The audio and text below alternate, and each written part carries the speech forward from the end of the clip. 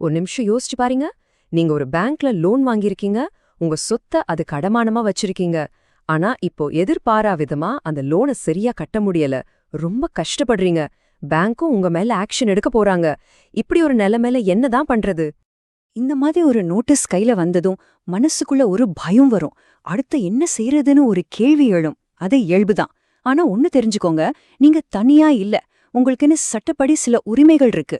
அந்த உரிமைகள் என்னென்ன, நீங்க அடுத்த என்ன ஸ்டெப் எடுக்கணுங்கிறத பத்தி தான் நாம இப்போ விலாவாரியா பார்க்க போறோம். சரி, நாம எதெல்லாம் பத்தி பார்க்க போறோம்னா, கடன் மற்றும் சார்ஃபேசி சட்டம்னா என்ன, உங்களுக்கான முதல் பாதுகாப்பு, இந்த நடவடிக்கையை எப்படி சேலஞ்ச் பண்றது, உங்க சொத்தை எப்படி காப்பாத்துறது, அப்புறம் உங்களுக்கான இறுதி அரசியல் அமைப்பு பாதுகாப்பு என்ன, கடைசியா நீங்க ஞாபகம் வச்சுக்க வேண்டிய முக்கியமான விஷயங்கள் என்னென்னு பார்க்கலாம். சரி, வாங்க விஷயத்துக்குள்ள போலாம். இந்த சார்ஃபேசி சட்டம்னா என்ன? இது பேருக்கு தான் வங்கிகளுக்கு அதிகாரம் கொடுக்கற மாதிரி தெரியும். ஆனா உண்மையில இது வெறும் வங்கிகளுக்கான சட்டம் மட்டும் இல்ல. கடன் வாங்குறவங்களான உங்களையும் பாதுகாக்கிற ஒரு சட்டம். எப்படின்னு பாப்போம். பேங்க் எப்போ உங்க மேல இந்த சட்டத்தின் கீழ நடவடிக்கை எடுக்க முடியும்? உங்க லோன் அக்கவுண்ட் என்பிஏ, அதாவது நான் பர்ஃபார்மிங் அசெட்னு மாறும்போதுதான். சிம்பிளா சொல்லணும்னா, நீங்க தொடர்ந்து ஒரு 90 நாள், அதாவது கிட்டத்தட்ட 3 மாசம் உங்க இஎம்ஐ கட்டாம விட்டீங்கன்னா உங்க அக்கவுண்ட் என்பிஏவா மாறிடும். இந்த 90 நாள் தான் இந்த முழு ப்ராசஸையும் ஆரம்பிச்சு வைக்கிற ஒரு ட்ரிகர் பாயிண்ட். இந்த சட்டத்தை நீங்க ஒரு தராசு மாதிரி கற்பனை பண்ணிக்கோங்க. ஒரு பக்கம் பேங்க்குக்கு அவங்களோட பணத்தை கோர்ட்டுக்கெல்லாம் போகாம வசூலிக்கிறதுக்கு அதிகாரம் இருக்கு. அதே சமயம் இன்னொரு பக்கம் கடன் வாங்கின உங்களுக்கு சரியான நோட்டீஸ் வரணும், உங்க தரப்பு நியாயத்தை சொல்றதுக்கு வாய்ப்பு கிடைக்கணும், நியாயமில்லாத நடவடிக்கைகளை தட்டி கேட்கவும் உரிமை இருக்கு. இதுதான் இந்த சட்டத்தோட நோக்கம், ஒரு பேலன்ஸ் கொண்டு வரது. சரி, பேங்க் ஆக்ஷன் எடுக்க ஆரம்பிச்சிட்டாங்க. இந்த நிலைமையில உங்க கையில இருக்கிற முதல் மற்றும் மிக முக்கியமான தற்காப்பு ஆயுதங்கள் என்னென்னு இப்ப பார்க்கலாம். இந்த ப்ராசஸ் ரொம்பவே சிம்பிள் தான். ஸ்டெப் 1, பேங்க் உங்களுக்கு செக்ஷன் 13(2) கீழே ஒரு டிமாண்ட் நோட்டீஸ் அனுப்புவாங்க. ஸ்டெப் 2, அதுக்கு நீங்க உங்க தரப்பு நியாயத்தையும் ஆட்சேபனைகளையும் வச்சு ஒரு பதில் அனுப்பணும். பாருங்க, இதுதான் அதிகாரப்பூர்வமா உங்க தரப்பு சொல்றதுக்கான முதல் சான்ஸ். சோ இது ரொம்ப ரொம்ப முக்கியம். ஸ்டெப் 3, ஒருவேளை உங்க பதில பேங்க் ஏத்துக்கலைனா, ஏன் ஏத்துக்கலைங்கிற காரணத்தை அவங்க 15 நாளைக்குள்ள உங்களுக்கு சொல்லியே ஆகணும். அந்த முதல் நோட்டீஸ்ல பாக்கி பணத்தை கட்டுறதுக்கு உங்களுக்கு 60 நாள் டைம் கொடுப்பாங்க. இந்த 60 நாட்கள் ரொம்பவே கிரிட்டிக்கலான டைம். இந்த நேரத்தை நீங்க பணத்தை ரெடி பண்ணவோ இல்லனா பேங்க் கூட பேசி ஒரு தீர்வு காணவோ பயன்படுத்திக்கலாம். இத நான் சும்மா சொல்லல. நம்ம சுப்ரீம் கோர்ட்டே மார்டியா கெமிக்கல்ஸ் வழக்குல என்ன சொல்லியிருக்குன்னா, நோட்டீஸ் அனுப்புறதோட நோக்கமே கடன் வாங்கினவர் ஏன் நடவடிக்கை எடுக்கக்கூடாதுன்னு அவரோட காரணங்களை சொல்லி பதில் அனுப்பணுங்கிறது தான்.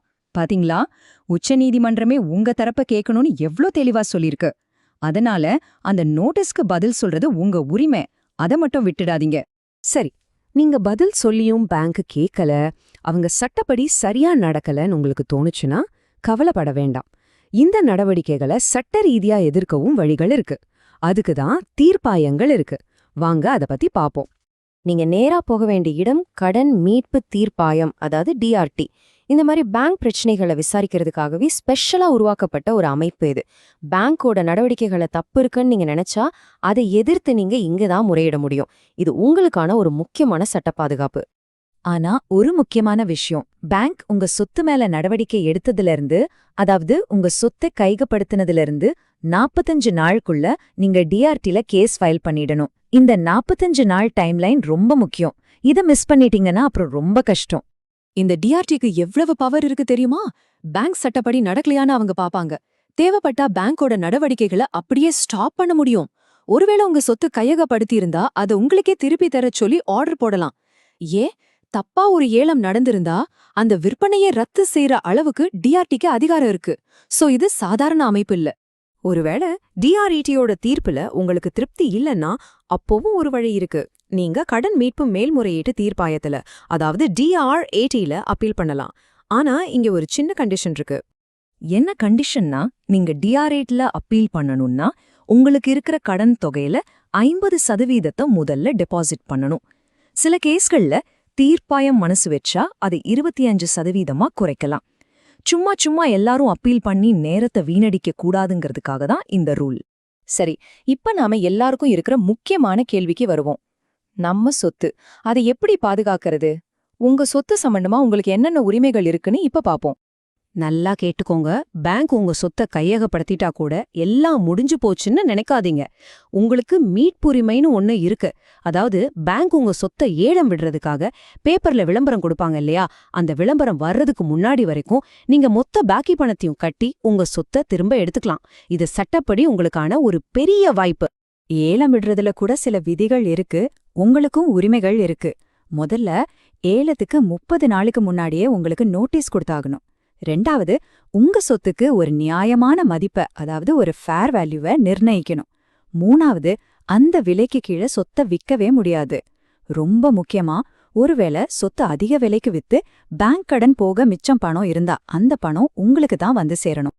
இன்னும் சொல்லப்போனா பேங்க் தப்பு பண்ணி, அதாவது சரியான மதிப்பீடு பண்ணாம உங்க சொத்தை ரொம்ப கம்மி விலைக்கு வித்துட்டாங்கன்னு வைங்க. அதனால உங்களுக்கு ஏற்பட்ட நஷ்டத்துக்கு நீங்க பேங்க் கிட்ட இருந்து நஷ்ட ஈடு கேட்கலாம். செக்ஷன் 19 கீழே இதுவும் உங்க உரிமைதான். சரி, இந்த சர்ஃபசேசி சட்டத்தை எல்லாம் தாண்டி உங்களுக்கான ஒரு இறுதி பாதுகாப்பு இருக்கு. அது நம்ம இந்திய அரசியலமைப்பு சட்டமே தான். வாங்க அது என்னன்னு பாப்போம். நம்ம அரசியலமைப்பு சட்டம் என்ன சொல்லுதுன்னா, யாருமே சட்டத்துக்கு புறமா நியாயமில்லாம தன்னிச்சையா செயல்படக்கூடாது. இது பேங்குக்கும் பொருந்தும். சட்ட நடைமுறைகளை சரியா பின்பற்றாம உங்க சொத்தை உங்ககிட்ட இருந்து யாரும் பறிக்க முடியாது. ஒருவேளை பேங்க் ரொம்ப அநியாயமா நடந்துக்கிட்டா நீங்க நேரடியா உயர்நீதிமன்றத்தை அணுகி உங்க அடிப்படை உரிமைகளை காப்பாத்திக்கலாம். இதுதான் உங்களுக்கான அல்டிமேட் சேஃப்கார்ட். சரி, இதுவரைக்கும் நாம பார்த்த எல்லா விஷயங்களையும் ஒரு தடவை சுருக்கமா பார்த்துடலாம். நீங்க கையில எடுத்துக்க வேண்டிய முக்கியமான பாயிண்ட்ஸ் என்னென்ன?